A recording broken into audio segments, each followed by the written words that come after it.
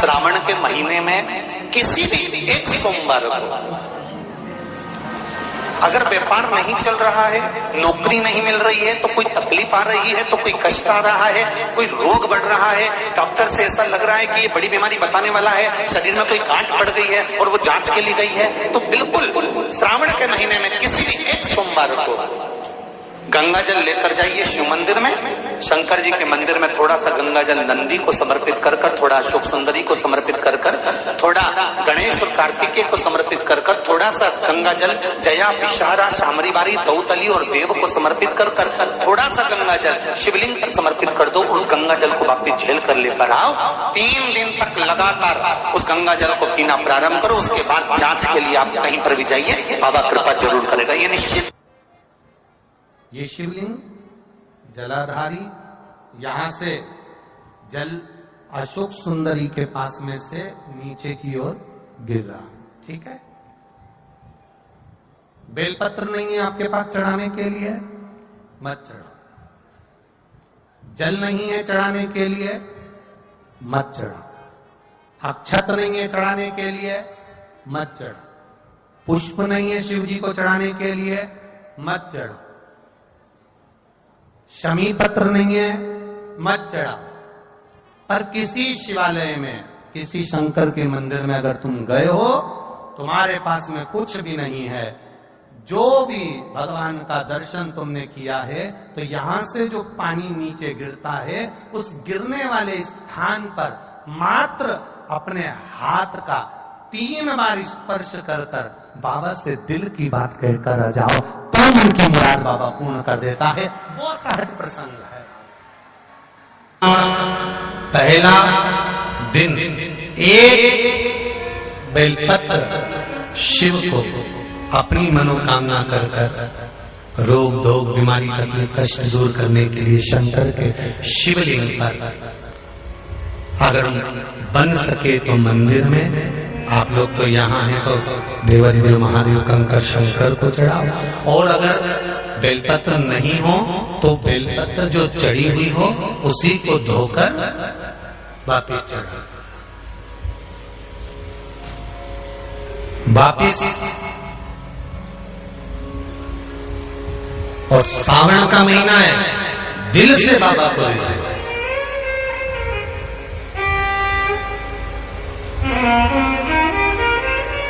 धर्म करने के चक्कर में, परमात्मा के भजन के चक्कर में किसी का अपमान ना करें। इसका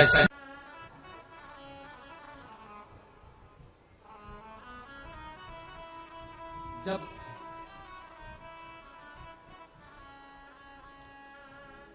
सारी दुनिया की ठोकर खा लो,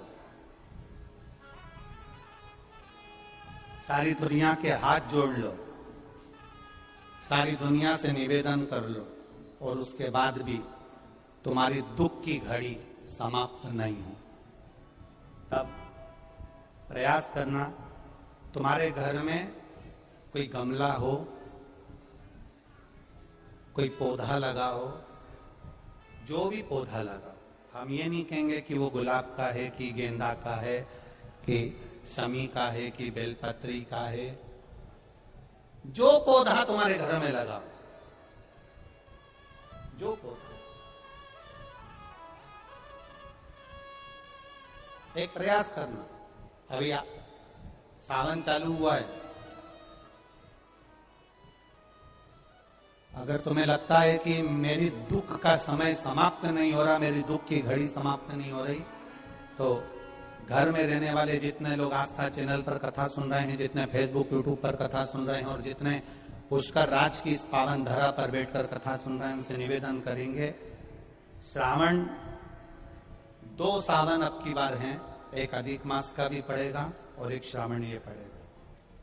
ये जब 2 श्रावण पड़ते हैं तो इसमें हरि और हर का मिलन होता है, हरि और हर का मिलन, क्योंकि अधिक मास जो है वो भगवान पुरुषोत्तम का है, भगवान विष्णु का, और सावन के मध्य में अगर पड़ रहा है तो देवाधिदेव महादेव के साथ भगवान हरि का मिलन हुआ है, इसलिए इसको हरिहर श्रावण कहते हैं।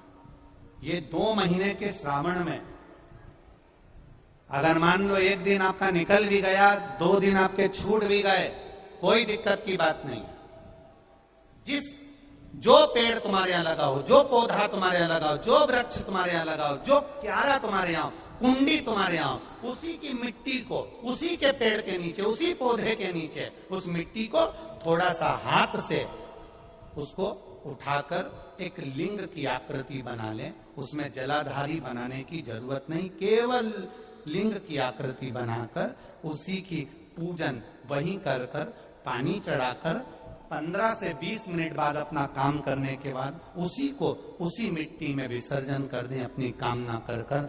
देवाधिदेव महादेव 2 महीने के बाद क्या देगा ये वही जान सकता है। वो क्या प्रदान करेगा ये उसके ऊपर।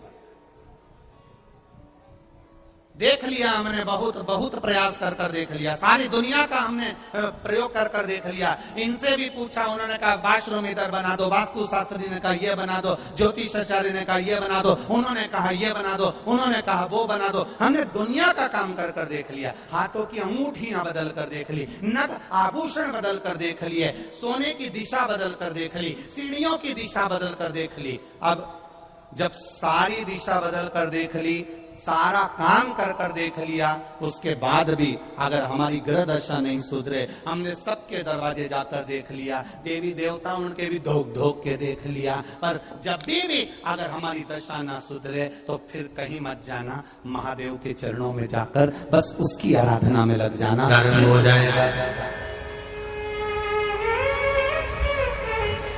जो माताएं श्रावण के सोमवार का व्रत करती हैं वो पशुपति व्रत मत करना। जो श्रावण के सोमवार का व्रत नहीं करती हैं वो पशुपति व्रत कर सकती हैं, उनको पशुपति व्रत करने का मना नहीं। पर यदि श्रावण का व्रत आप पहले से करते आ रहे हो, श्रावण महीने का व्रत करते आ रहे हो, या श्रावण के महीने में तुम सोमवार करते आ रहे हो, तो फिर पशुपति व्रत ना करते हुए इसको 1 महीना, भले 2 हुए हो, 3 हुए हो, 4 हुए हो, रोक दो। फिर अगला जब श्रावण पूर्ण हो जाए फिर जो सोमवार आए फिर चालू कर दो। पर अगर श्रावण का व्रत करते हो तो, और अगर श्रावण का व्रत नहीं करते हो तो पशुपति व्रत चालू है, मना नहीं। श्रावण के महीने में जल चढ़ाने के पात्र 2 कर दो। कितने पात्र कर लो?